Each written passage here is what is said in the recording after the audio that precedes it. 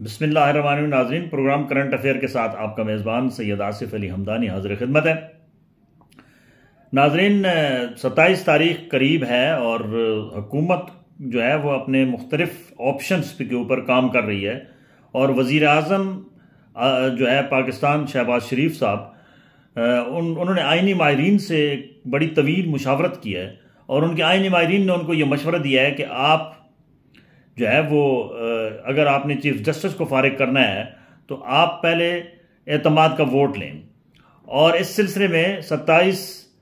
April کو جس دن یہ فیصلہ ہونا ہے اس دن قومی اسمبلی کا اجلاس بھی ہنگامی بلا لیا گیا ہے، اور تمام ممبران اسمبلی جو ہیں ان کو واضح طور پہ ہدایت کی گئی ہے کہ وہ جہاں جہاں پہ ہیں وہ فوراً پاکستان پہنچیں اور اس اجلاس میں شرکت کریں۔ جو ہمارے پاس ذرائع ہیں وہ یہ ہے کہ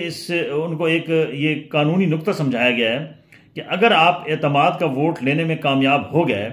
تو آپ کے پاس یہ اختیار ہے کہ آپ چیف جسٹس سپریم کورٹ کو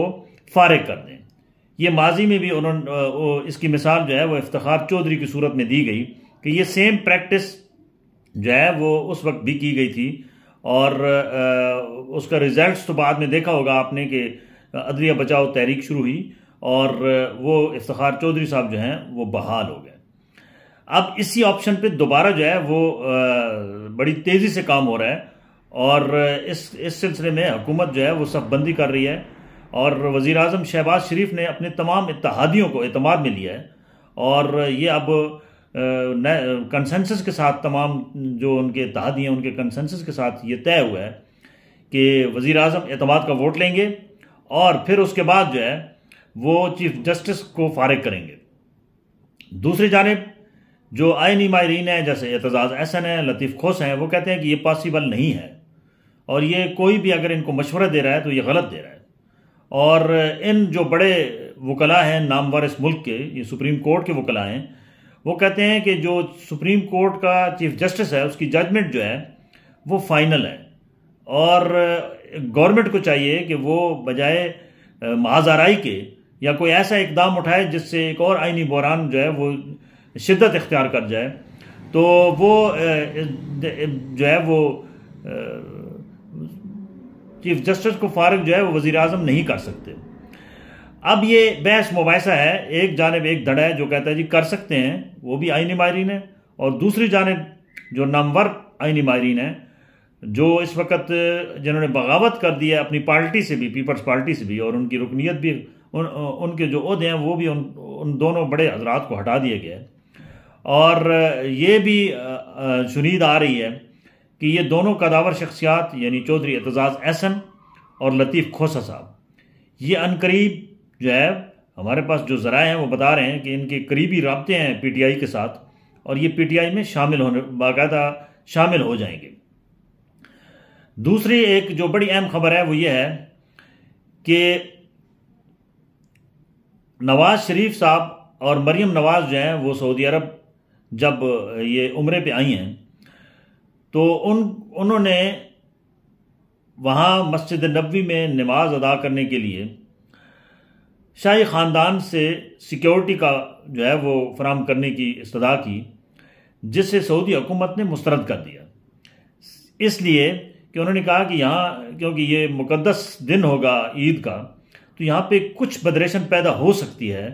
کیونکہ بہت بڑی پاکستانیوں کی تعداد جو ہے وہ مسجد نبوی میں موجود ہے، اور ان کو اجازت نہیں دی گئی۔ جدہ میں جو ان کا اپنا آبائی جو ان کا گھر ہے، جدہ جہاں پہ میاں نواز شریف کا گھر ہے وہ انتہائی پوش ایریا ہے، جہاں پہ 70% رائل فیملیز رہتی ہیں اور مہنگا ترین ایریا ہے، وہاں پہ ان کا گھر ہے۔ وہاں پہ بھی ایک بڑی جامع مسجد ہے، اس کے اندر بھی نواز شریف نے کہا کہ میں اس جامع مسجد میں نماز پڑھنا چاہ رہا ہوں، وہاں پہ بھی سیکیورٹی کا کوئی بندوبست کیا جائے، تو وہاں پہ بھی سعودی حکومت نے معذرت کر لی کہ ہم آپ کو پبلک پلیس پہ سیکیورٹی اس طریقے سے نہیں دے سکتے، کیونکہ حالات اس قدر خراب ہیں کہ وہاں پہ کوئی بدریشن پیدا ہو سکتی ہے، اور ہنگامہ آرائی ہو سکتی ہے، کیونکہ پاکستانیوں کی بہت بڑی تعداد جو ہے وہ سعودی عرب میں موجود ہے۔ لہٰذا ان کو یہی ہدایت کی گئی کہ آپ نماز عید جو ہے وہ اپنے گھر کے اندر ادا کریں۔ تو نواز شریف صاحب نے اور ان کے جو رفقا اس قافلے میں شامل ہیں انہوں نے نماز عید جو ہے وہ اپنے گھر کے اندر ہی ادا کی ہے۔ ناظرین، یہ بڑا المیہ ہے کہ اس قسم کے ہمارے سمجھ لو کہ اس قدر عدم برداشت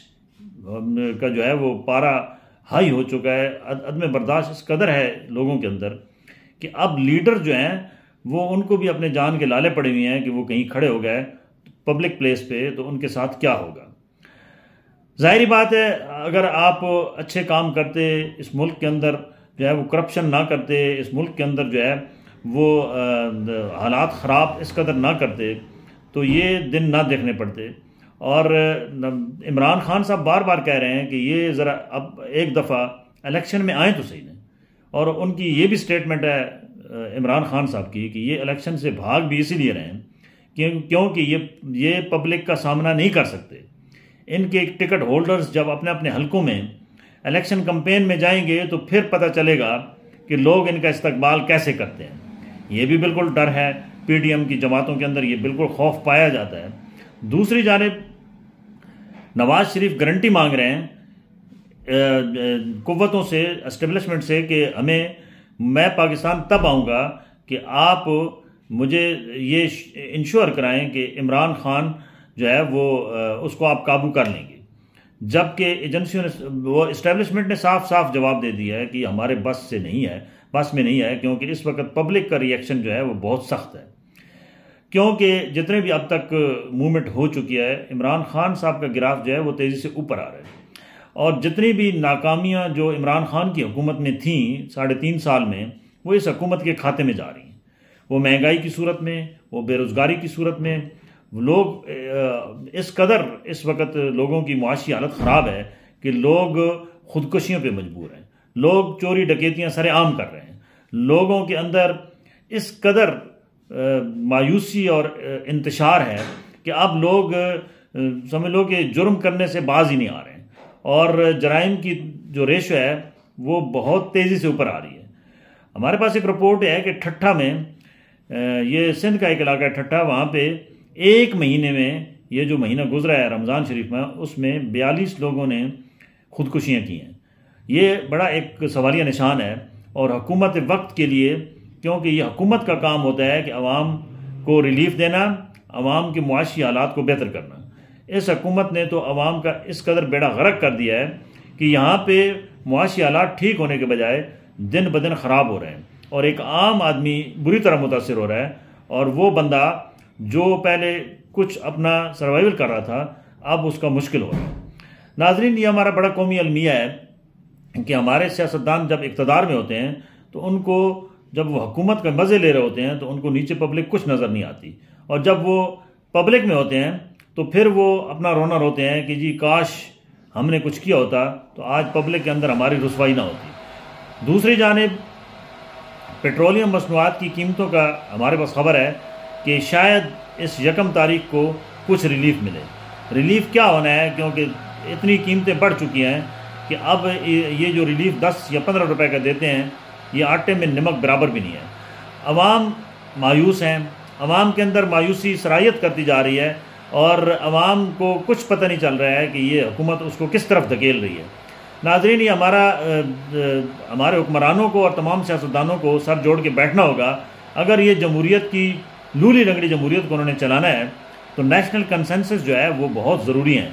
اس میں مولانا فضل الرحمان صاحب کو بھی لچک دکھانی ہوگی، اس میں عمران خان صاحب کو بھی دکھانی ہوگی، کیونکہ اس کے بغیر یہ جو معاملہ ہے یہ نہیں چل سکتا۔